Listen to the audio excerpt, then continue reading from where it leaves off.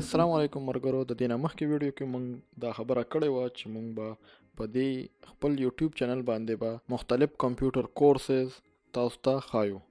نن مونږ سٹارټلو د آټو کیټ نه. په دې کلاس کې مونږ تاسو ته د آټو کیټ انټروډکشن کوو چې آټو کیټ څه چیز دی او څوک یې یوز کوي او څنګه به یې مونږ په کمپیوټر کې انسټالو. نو دې لپاره د تاسو ته لومبه آټو کیټ څه چیز دی. د دې مطلب آټومیټک کیټ मतलब computer edit design او آټو کیټ چې کومې کمپنۍ جوړ کړی هغه کمپنۍ نیم دی آټو ډیسک.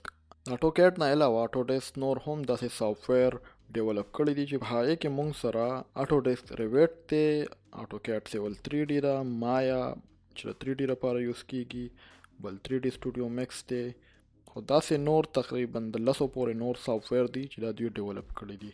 په آټو کیټ کې چې کوم مین کار دی 2D ډرافټینګ دی او 3D ماډلینګ دی. بل آټو کیټ چې کوم کسان یوز کوي هغه کې آرکیټیکچر دی. آرکیټیکچر هغه کسان دي کوم چې بلډینګ ډیزاینینګ کوي. دې کې بل انجینیر دی، دې کې انجینیر کې بیا میکانیکل انجینیر، الکتریکل انجینیر، بل انټیریر ډیزاین دی چې په کوم کې ای فرنیچر پلانینګ کوي او روم لی آوټ ډیزاین کوي.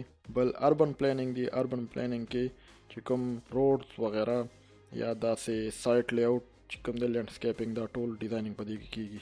اوس مونږ به چې کوم آټو کیټ تاسو ته کوو نو دا به وي بیسیک آټو کیټ بیګنر دپاره دی چې کوم بیګنر کوم کسان به نه پوهیږي او دا د هر فیلډ لپاره دی. کوم کسان که الکتریکل وي، میکانیکل وي یا سیول والی د ټول لپاره به دا سیم وي. ځکه چې مونږ دې کې کمانډ ښایو چې کمانډ به تاسو څنګه یوز کوئ.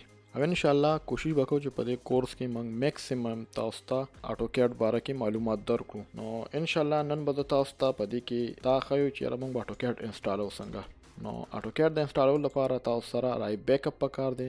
ما سره چې کوم بیک اپ دی نو هغه آټو کیټ سیول 3D 2022. اوس د سیول 3D انسټالوم خو دې کې آټو کیټ هم دی او سیول 3D هم ده. نو د دې سیټ اپ چې کوم دی د په دې اپلیکیشن باندې رائټ کلیک وکم یا په دې باندې ډبل کلیک وکم هم د تراشي.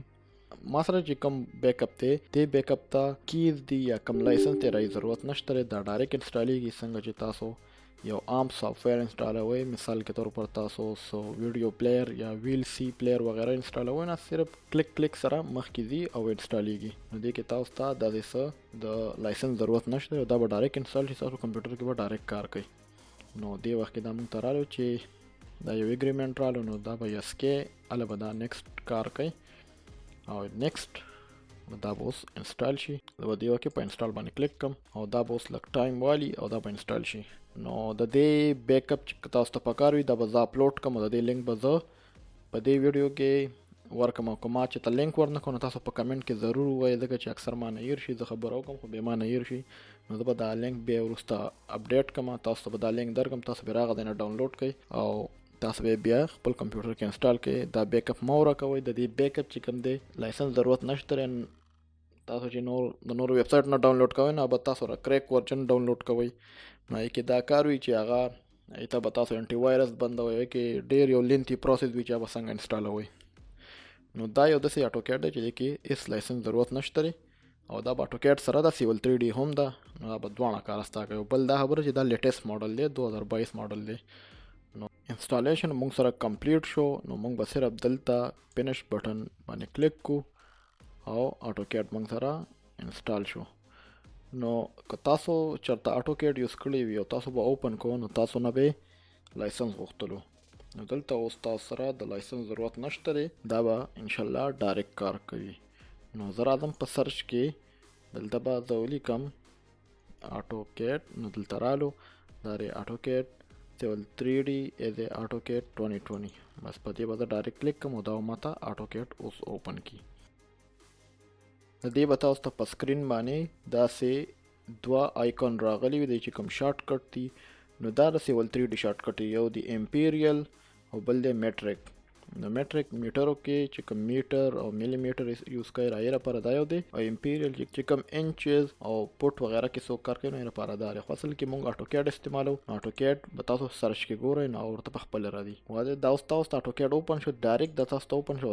نو تاسو ته د دې لینک پکار وي نو ماته په کمنټ کې ووایئ او چې کوم کسان کمنټ کوئ نو تاسو خپل ایمیل به ماته راکوئ او ایمیل کې به تاسو ته لینک درلیږم. نو ان شاء الله نن کلاس کې مونږ دا چې څه کار وکړو، نن مونږ AutoCAD یو شارټ غونتی انټروډکشن وکړو او تاسو ته مونږ د انسټالیشن طریقه وښودله. نو ان شاء الله په بل کلاس کې مونږ تاسو ته AutoCAD سټارټ چې مونږ به دې کې سټارټ کې کار څنګه کوو. نو ان شاء الله د بل کلاس پورې مونږ ته اجازه راکړئ. الله حافظ.